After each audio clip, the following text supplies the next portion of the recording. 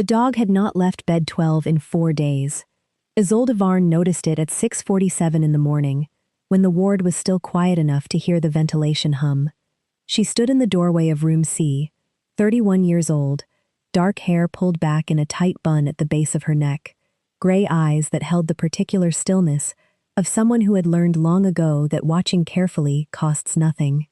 She wore navy scrubs and white sneakers, with a small scuff on the left toe that she had stopped bothering to clean. A plain steel watch sat on her left wrist, and that was all. Nothing extra, nothing decorative, just the things that did the job. The dog was a Belgian Malinois, short tan coat, black muzzle, ears like 2 dark flags.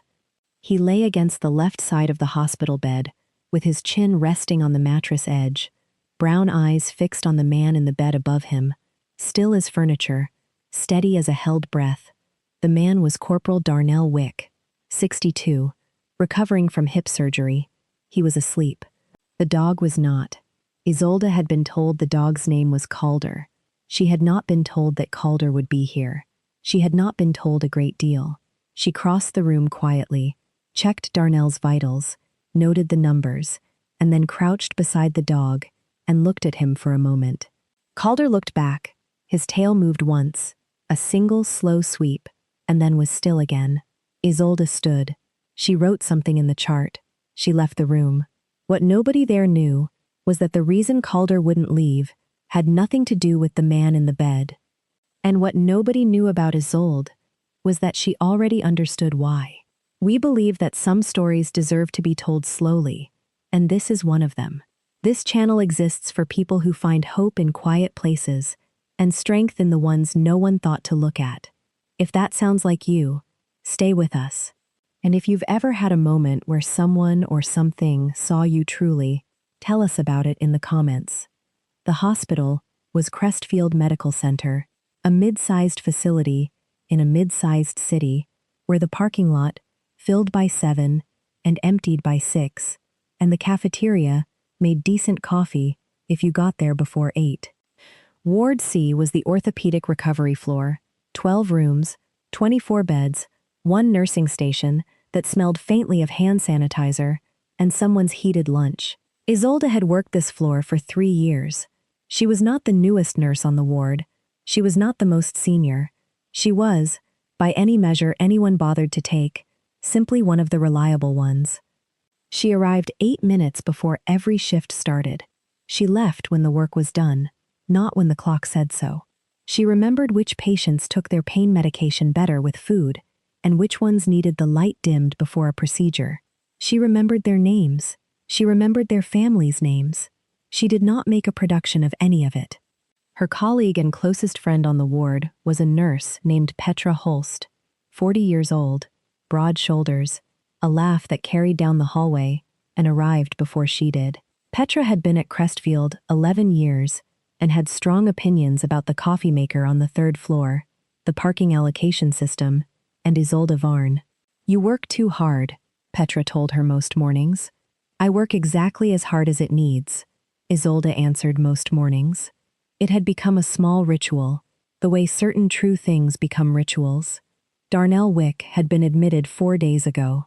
His adult daughter, Simone, had arranged everything. She had also, through some channel Isolde had not fully followed, arranged for Calder. Calder was a retired military working dog. He had served with Darnell years ago, before the injury, before the retirement, before the hip that had finally given out in a parking lot on a Tuesday afternoon. Simone had called a handler. The handler had called a coordinator. And somehow the dog had arrived in a private vehicle at the service entrance on the morning after surgery, walked in on a short lead, found his way to room C, and had not moved since. The hospital had a therapy animal program. The paperwork had been filed. Officially, Calder was here as a comfort animal. Practically, he was something else entirely. Isolde checked in on them every round, which was every 2 hours, and every time she found the same scene. Darnell, resting, Calder, watching. She had begun to notice something in the 3rd day. When Darnell's pain spiked and his breathing changed, Calder would stand, place his front paws more firmly against the mattress edge, and press his muzzle lightly against the man's arm. Not urgent, not anxious, just present, as if he were saying, I know, I'm here, I haven't moved. Isolde had written that down too. She wrote down a great deal that did not go in the official chart.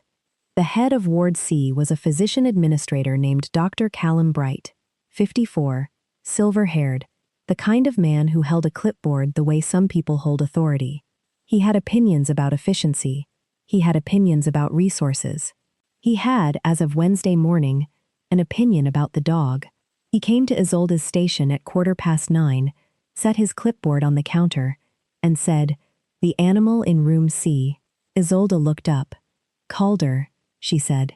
"The therapy animal in room C," he repeated, as though the name were an irrelevance. "The program allows companion visits, 90 minutes, twice a week. That animal has been there for nearly 4 days. Corporal Wick's recovery metrics are tracking ahead of schedule," Isolde said. "His pain management requirements are down 16% from post-op day 1. Bright looked at her.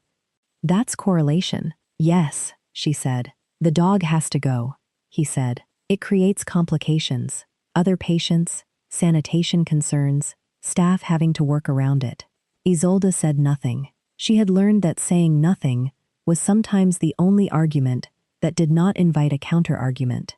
Petra was standing 3 feet away, refilling a medication tray, and her jaw had tightened in a way that Isolde recognized. "I'll file the request," Isolde said. Bright nodded, picked up his clipboard, and walked away. Petra waited exactly 4 seconds. "You can't be serious," she said. "He's serious," Isolde said. "Not you. You're just going to file the request and let them take that dog away?" "I'm going to file the request," Isolde said, "and then I'm going to go check on Corporal Wick." Petra made a sound that was not quite a word. "There's a review process," Isolde added. "The therapy program coordinator has to sign off on removal. It usually takes a few days." Petra looked at her for a long moment. She smiled. "You know that chart you keep," she said. "The one that's not the official chart." "I keep thorough notes," Isolde said. "That's part of the job." Petra shook her head, still smiling.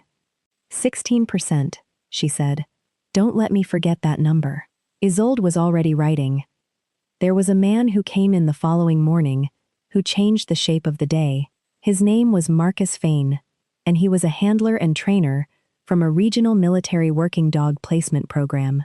He was 60 years old, lean, with the kind of face that had spent a long time outdoors and had settled into it.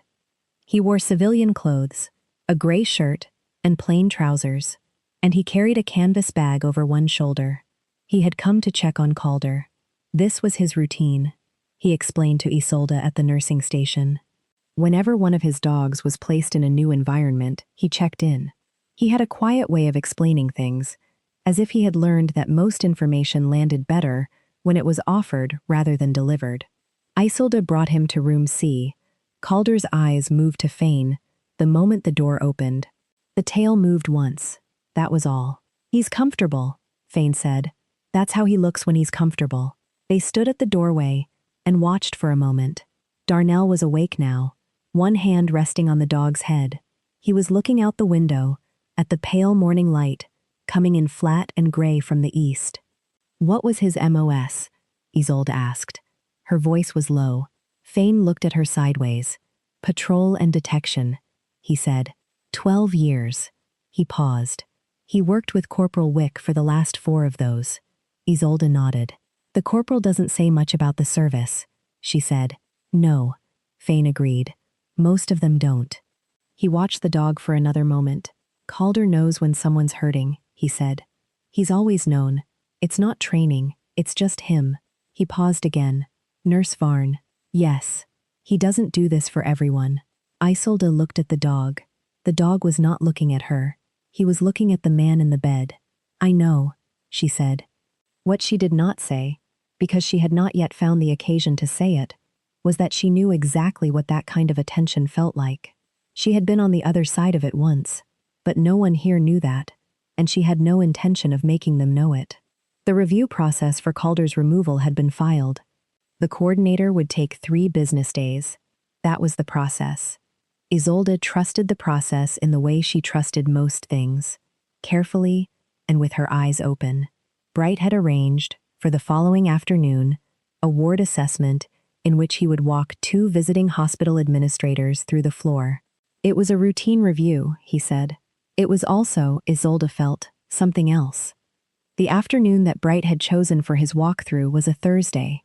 By 2 o'clock, the hallway outside room C held 5 people who had found reasons to be nearby. Petra at the medication cart. A ward aide named Teddy folding linen by the supply closet. One of the visiting administrators, a woman named Dr. Leona Park, who had paused at the window of room C rather than continuing with the group. The second administrator had followed Park's pause and stopped as well. Bright had not intended an audience. He had one. He stopped outside room C and said, through the partly open door, that Corporal Wick's therapy animal would be transitioning out of the ward environment to support his continued recovery at home once discharge protocols were confirmed. It was worded precisely. It was also a decision that had not been made. Isolde was in the room. She had been there when the door was pushed open. She was checking Darnell's IV line, her back half turned to the door, and she did not turn around when Bright spoke. Calder stood, not quickly, not with any threat in the motion. He simply rose from his position beside the bed and stood facing the doorway. His ears were up. His eyes were level. He did not growl. He did not bark. He held the doorway with his attention the way a river holds its course. Bright stopped. "Nurse Varn," he said, "could you move the animal so we can complete the walkthrough assessment?" It was not a question. "Of course," she said. She stepped toward Calder. She crouched beside him. She put one hand lightly on his shoulder, and Calder sat down, leaned his weight gently against her knee, and looked up at her face with an expression that the people in the hallway would talk about later. Not toward his handler, not toward Darnell. At Isolde. Park made a small sound. Silence. "In 12 years, Fane said from somewhere behind the group, I have never seen him do that." The hallway went completely still. Bright turned. Fane was standing at the far end of the corridor, canvas bag over his shoulder, the way a man stands when he has arrived at exactly the right moment, without meaning to. "In 12 years, Fane said again, stepping forward. Calder does not anchor to a stranger. He was not speaking loudly. He did not need to. Every person in the hallway heard him as clearly as if the words were being placed into their hands. Dr. Park stepped aside. Fane walked to the doorway and stood there, looking at the dog leaning against Isolde's knee. Bright said, "The animal simply responded to a familiar staff member." "He's never met her," Fane said. Flat. 2 syllables. Bright opened his mouth. "She was on shift his first morning." He tried. "I checked the log," Fane said. "She did a routine vital check. 4 minutes. Standard contact." He paused. "Calder has been placed with 31 patients. Military, first responders, trauma cases." He looked at the dog. "He has anchored, meaning what you just saw, to 3 of them. In 12 years. Park said. "What does it mean, when he does that?" Fane was quiet for a moment. Not because he didn't know, because he was looking at something on Isolde's face, something in the angle of her shoulders, the way she had not moved when Bright had spoken, the way she was still crouching beside the dog, with her hand on his shoulder, as if the room full of people watching her had not changed anything. "It means," Fane said, "that he recognizes something." Park said, "What does he recognize?" Fane tilted his head. He looked at Isolde. "Nurse Varn," he said. She met his eyes. He said, "Where did you do your clinical rotation?" A silence. "Multiple sites," she said. "Including?" Fane said. He was not pushing. He was careful. He was a man who knew that some things had to be offered, not taken. Isolde looked at the floor for a moment, then at the dog, then at Fane. "Fort Harlan," she said. "Inpatient care unit. 2 years." Park said, "What is Fort Harlan?" Fane did not look away from Isolde. "It's a military medical rehabilitation center," he said slowly. "They have a working dog program." Silence. "They had a working dog program," he said. 7 years ago, before the program was consolidated." He paused. "Calder was stationed there. For 8 months, during the program's final year, the hallway was very quiet. He would have been young, Fane said, 4 years old. He looked at the dog. Dogs don't forget care, he said, not the kind that goes all the way down. Isolde straightened slowly. Her hand left Calder's shoulder. The dog sat very still beside her. She did not look at Bright. She did not look at Park. She looked at Fane and said, "It was a long time ago." "Yes," Fane said. Park said, "You worked with him?" "With the program," Isolde said. "I was one of 2 nurses assigned to the unit. The dogs came through when they needed medical support. Routine care, recovery monitoring." She paused. Some of them had been working a long time. They needed rest more than anything else. They needed someone to understand that. She looked at Calder. "He was young," she said. "He bounced." She almost smiled. "He ate my lunch once." Someone in the hallway made a sound that was almost a laugh. It broke something loose in the air. Petra was holding the medication tray with both hands, and her eyes were bright. "I didn't know this," Fane said. "About you."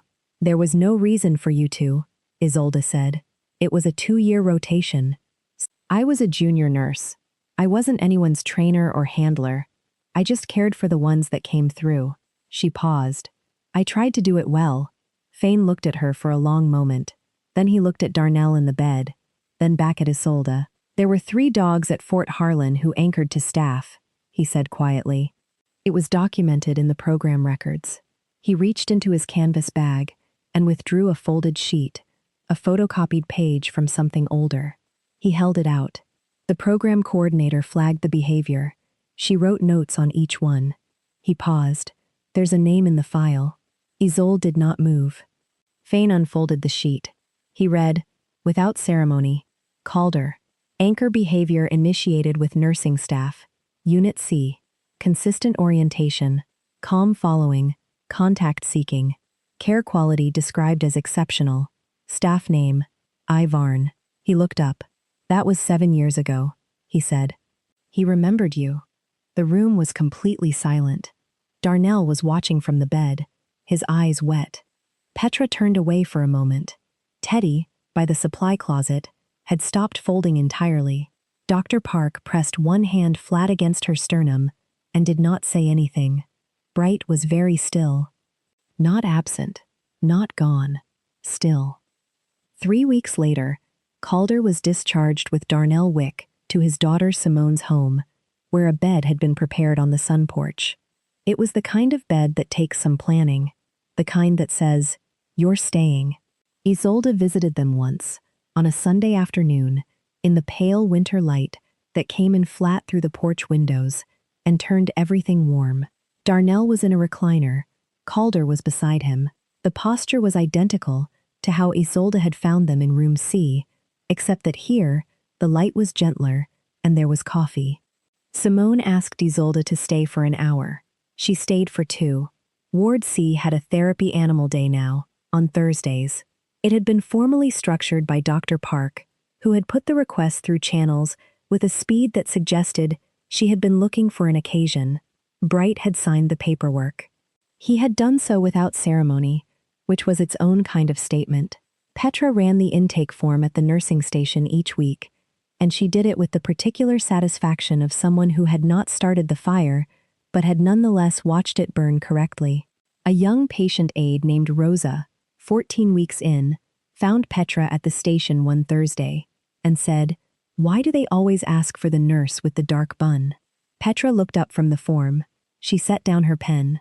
"Because," Petra said, "some people remember who was kind to them. Even after a long time, even when they can't say how they know." Rosa considered this. "Is that really how it works?" "It's exactly how it works," Petra said. On the wall outside room C, there was a small framed card that Park had placed there after the review. It held a line from the old program coordinator's notes, the ones Fane had brought in his canvas bag. It read, "Care quality described as exceptional. Nothing else. Just that." Isolde passed it every morning on her way to the ward. She had stopped pretending not to read it. Every shift began the same way. She arrived 8 minutes early. She checked the board. She put her watch on her left wrist, and she walked the floor the way she always had, quietly, carefully, remembering the things that mattered. Some things change when they are seen. Some things stay exactly what they always were. The best ones are both. If this story stayed with you, we hope you'll stay with us. This community exists for everyone who has ever kept showing up, quietly, without asking for recognition. Leave a comment below. Has an animal or a child ever recognized something true in you that others seem to miss? We read everything you leave us, and it means more than you know. Subscribe if you'd like to be here when the next story comes. That was the thing about Isolde Varn that took people a long time to understand. She was not modest in the way that people sometimes perform modesty, that careful deflection that is really just vanity wearing a quieter coat. She was modest the way water is modest. It simply moved toward what needed it, and did not stop to announce itself. Petra understood this. She had understood it within the first 6 months of working alongside Isolde, had watched her stay late, on a night when the ward was short-staffed, and say nothing about it the next morning, had watched her sit beside a patient's bed for 20 minutes on her own lunch break because the patient had asked a question that deserved a real answer. She had watched her absorb the dismissal of her judgment by Bright and turn it quietly into a filing strategy. "You never argue," Petra said to her once. It was a Thursday evening, near the end of shift, the hallway dim and nearly empty. "I argue," Isolde said. "I just do it where it counts." Marcus Fane came back to Crestfield one more time, 6 weeks after the afternoon in the hallway. He came not to check on Calder, who was settled and thriving on Simone's sun porch, but to bring something he had found while going through the program archives. He arrived at the nursing station at 10:15, canvas bag over one shoulder, the same gray shirt. He set the bag on the counter and unfolded a second page, older than the first one. Isolde was finishing a chart note. She did not look up immediately. "There's something you should see," Fane said. He slid the page across. She looked up then. She set down her pen. The page was a handwritten log entry from the Fort Harlan program, dated 7 years prior, the handwriting small and careful, and faded at the edges. It was signed by the program coordinator, a woman named Dr. Sylvie Moore. Isolde read it once. She read it again. The entry described a recovery incident involving a 4-year-old working dog, patrol and detection unit, who had presented with behavioral signs of acute stress after a long deployment rotation. The dog had been assessed. The assessment had recommended rest, restricted stimulation, and consistent care contact from a single assigned staff member. It noted that the behavioral recovery had been faster than any comparable case in the program's 8-year record. It attributed this, in plain language, to the quality and consistency of the assigned nurse's presence. Isolde's name appeared 3 times in the entry, not as a notation, as a reason. She set the page down. "She kept records on the people too," Fane said. "Not just the dogs." "I didn't know that," Isolde said. "No," he said. "She didn't tell the staff. She thought it would change how people behaved if they knew they were being observed." A pause. She was probably right. Isolde looked at the page again. Her thumb rested on the corner of it. She did not pick it up. "What would you like me to do with it?" she asked. Fane shook his head. "Nothing," he said. "I just thought you should know it existed." He paused. "Sometimes it matters, knowing that someone wrote it down." He picked up his bag. He nodded once. He left. Isolde stood at the counter for a moment. The ward was quiet around her. A monitor beeped softly from room B. Down the hall, Teddy was pushing the linen cart with its familiar low rumble. She folded the page, gently, along its original crease. She placed it in her scrub pocket. She went back to work. On the 4th Thursday of the therapy program's first official month, a 7-year-old boy named Eli came with his grandmother to visit his grandfather in room A. The grandfather was recovering from knee replacement surgery. Eli was small for his age, with worn sneakers and a curiosity that moved faster than his body. He stopped in the hallway outside room C and stared at the framed card on the wall. His grandmother stopped beside him. "What does it say?" Eli asked. She read it to him. Care quality, described as exceptional. Eli considered this for a moment. What does that mean? He asked. The grandmother looked at the card. She looked down at him. It means, she said, that someone did their job so well that even the ones who couldn't talk could feel it. Eli looked at her. Like how? Like showing up, she said. Every time, even when nobody was watching, even when nobody said thank you. He was quiet for a moment. Around them, the ward moved in its ordinary way. Quiet footsteps, the soft chime of a call light, the low exchange of voices at the nursing station. Is the person still here? Eli asked. The grandmother looked down the hallway. Isolde was walking toward them with a chart under her arm. Dark hair in its bun, white sneakers, that small scuff on the left toe. She was reading something as she walked. She looked up and saw them. She smiled, a small, easy thing, and went back to the chart. Yes, the grandmother said. She's still here. That was how it was, from then on. Thursdays brought the animals. Thursdays brought the people who needed them. And every Thursday, without fail, the nurse with the dark bun arrived 8 minutes early, put on her watch, and walked the floor the way she always had. Not because anyone had asked her to stay, not because a document on a wall had named her exceptional, because the work was there, because it needed doing. Because some people understand, without being told and without being thanked, that showing up completely is its own kind of answer to every question the world forgets to ask.